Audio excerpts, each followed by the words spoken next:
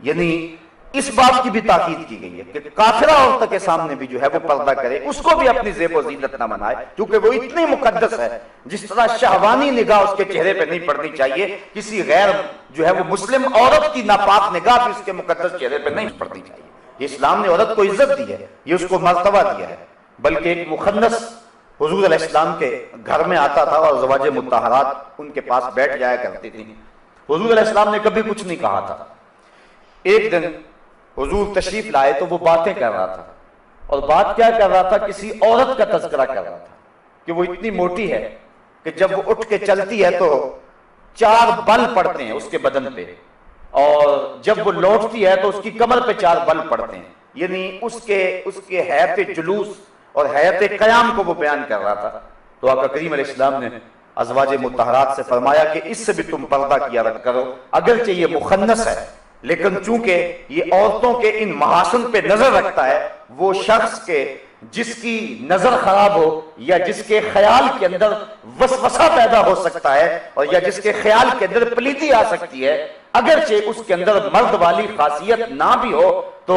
قوم کی بیٹیوں کو اس سے بھی پردہ کرنے کی ضرورت ہے۔ اس لیے کافرہ عورتیں جو ہیں ان سے بھی پردہ کرنے کی تلقین کی گئی ہے۔ اس کے من جملہ خرابیوں میں علماء نے یہ خرابی بھی بیان کی ہے کہ وہ اپنے مردوں کو جا کے اس کے محاسن بیان کریں گی تو وہ مرد ان کے لیے جو ہے وہ راغب ہوں گے، اس لیے کافرہ عورت کے سامنے بھی اپنی زینت کو ظاہر نہ کیا جائے۔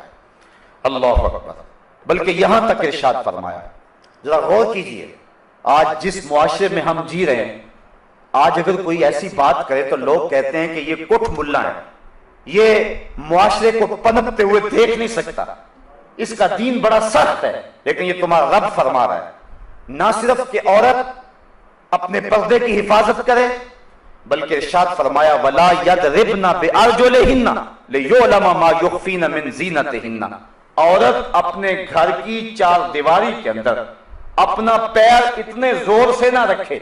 کہ اس کے پاؤں میں پڑے ہوئے پازیب کی چھنکار باہر گزرتے ہوئے غیر مرد کے کانوں میں پڑے۔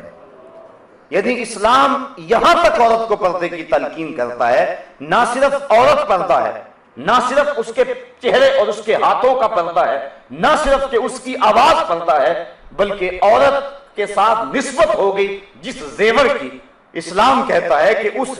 زیور کی چھنکار بھی غیر مرد کے کانوں تک نہ پہنچے، کیونکہ یہ زیور ایک عورت نے پہنا ہوا ہے اور عورت اتنی مقدس ہے کہ اس کے پاؤں سے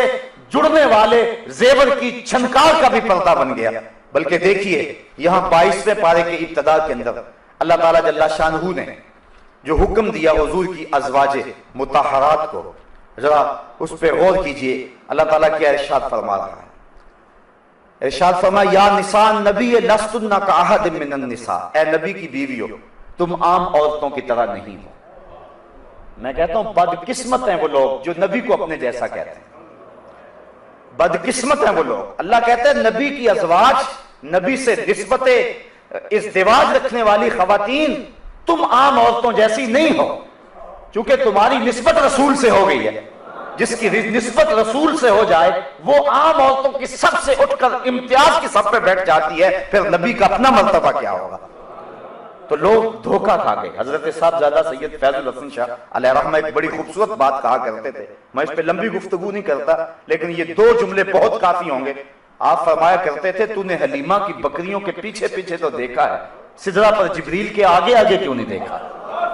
اور اقبال کہتا ہے کہ تو نے یوسف کو کنویں میں دیکھا تو کیا دیکھا، ارے ناداں جو مطلق تھا مقید کر دیا تو نے، تو ابھی تک کنویں میں دیکھ رہا ہے، وہ تو مصر کے تخت کا مالک بھی بنا ہوا ہے۔ تو اپنی نظر کو بدلنے کی ضرورت ہے۔ تو اللہ فرماتا ہے یا نساء نبی، اے نبی کی ازواج لستن کاحد من النساء، تم عام عورتوں کی طرح نہیں ہو۔